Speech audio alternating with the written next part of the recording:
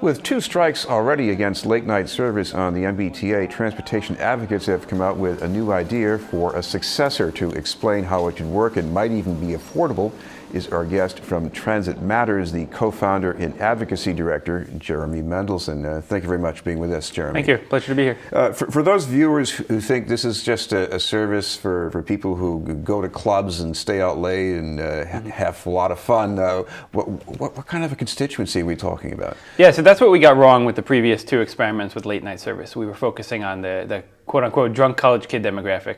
And what we really wanted to do was take a step back and say, what are we trying to accomplish with transit service in Boston? You know, we're trying to include everybody in the city, and that means the people who go to 5 a.m. shifts, the people who are getting off at 2 a.m. And so we said, let's step back and can we create a small network of routes that can serve as sort of a lifeline service for those low-income workers? And I think that's what we did here. But is there a critical mass, or would you at least describe this as part of a sector that's vital and really, you know, quite sizable? Well, these are the people that we're talking about here are the people who are opening up the office buildings, who are the janitors, the security guards. They're working at Logan Airport, they're working at hospitals, and they're providing the services that support all of the things that the rest of us use that most of us don't see. You know, most of us don't travel at 3 or 4 in the morning, but that's your primary market. And obviously it's going to be open to everyone, so anybody could use it. And if you want to go catch an early flight, you know, that'll be an option. But it's really focusing on people who have been ignored by the system, and we're saying, you know, these people support the economy, and you know, so many of them are making $10 an hour, and they deserve to be included. So that's where most of the ridership will be coming from. Well, there's one thing that we know so far about the two experiments with the late night weekend service is that it started off fairly strong, and then the ridership just petered out for different reasons, maybe. But what do you learn from that? Yeah, there were a number of issues with the previous late night service. Number one was that it was targeted at the wrong demographic, as I said. And so what happened was they focused on Friday and Saturday nights. Now, people who work at these 5 a.m. shifts and 1 a.m. shifts, most of them are working every day, or at least 4 or 5 days a week. So, you know, the Friday, Saturday didn't really meet their needs. And the way it was run, the route network was not very well designed. They just ran the key bus routes that are the busiest routes in rush hour. They ran them later at night, and didn't really make a network.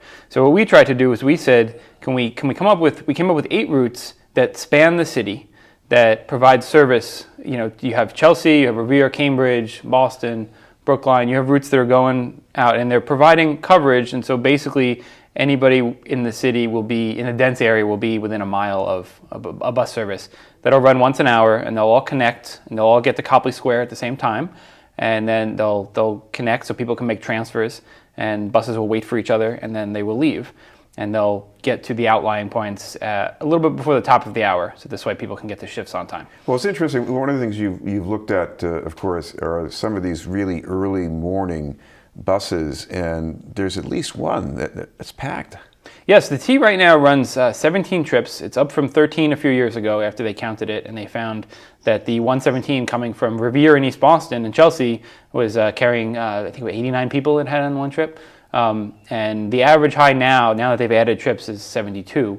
Some of the trips are carrying one person, so it's, and there's 40 seats on a bus, just to give perspective there.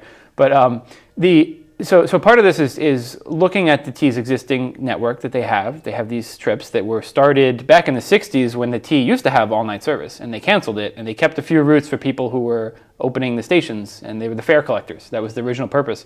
But the T hasn't marketed this in any real way, so most people don't know it exists. You have a handful of like the core constituency that uses it.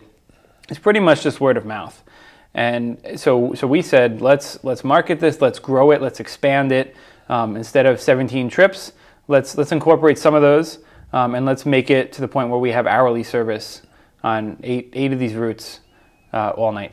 Well, one thing I noticed about the club crowd, if we were talking about them, they might have had passes, but so if they started using late night service, the T wasn't getting much more money. But maybe with your idea, wouldn't that change? Ridership is really hard to forecast, but when you talk about fare revenue, you get into a number of things. I mean, the passes are, some people, yes, will have passes. But you also want those because you want people. So right now, if you have a job that starts at Logan Airport at 5 in the morning, for example, you can't get there by transit unless you live in a few small pockets of Dorchester and Roxbury. There's a bus, and you know about it, etc. So what that means is you're most likely driving to the airport, or you're getting a ride to the airport, and then you're probably driving back at noon or 2 o'clock whenever you get out. So you're adding to the congestion there. So you're increasing ridership at multiple times. And when you make it easier for somebody who's making $10 an hour to use transit for their most essential trips, then they can use transit for all trips. And then they don't have to have the expense of owning and maintaining a car. And it provides those options for everyone who needs it. So a lot of times people say, well, we'll just charge more money. But really, when we're talking about low-income workers here, so we think this is a basic service that should be provided. All peer cities of our size or even smaller provide some kind of overnight service. And so we think that this is something that is an essential component of a basic transit service and should be the same fare. So, and if it's 5 days a week, some of them might end up getting a pass who haven't had it before. Then. Right. Yeah. Right. Now, what about the expense here? Because you had a figure and the T came out with another figure and they said, you guys are wrong. Sure. So we came out, we kind of expected that, which is, we came out with a number of about $1.5 million, an approximate guess. And the T said, we have to run the ride, paratransit for people with disabilities who can't use a fixed route, and we need police, and there were some things that they, in fact, that we were expecting their cost to go up a little bit.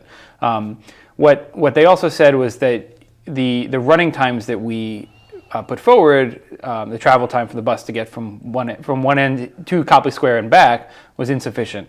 And they would need 2 buses on each of the 8 routes that we provided, which basically doubled the cost. And so what we've said to them is, let's work together here and let's figure out a solution where we can do most of these routes with 1 bus and figure out something. And we think that we've been having conversations with them, and we think that there's something in the $2 to $3 million range is within sight. Of course, another broader issue here is the efficiency of bus service, making those trips shorter, maybe less crowded inside the bus. Do you see any way that T can get up to do that? There's a lot of things going on. If we're talking about daytime service, the mitigation proposal that they put forward, where they were going to add service on a handful of really crowded or busy routes, it was good. Those were good things. These are things that should be happening anyway, and it does concern me that we are in a world of completely finite resources where we can't add service where there's 80 people on a bus. That is concerning. And so those are good things, but what we really need to do is take a big look at the system and how the bus route network doesn't really work for the travel destinations that people have. I came from Jamaica Plain over here to Alston today. That's not an easy trip to make by transit.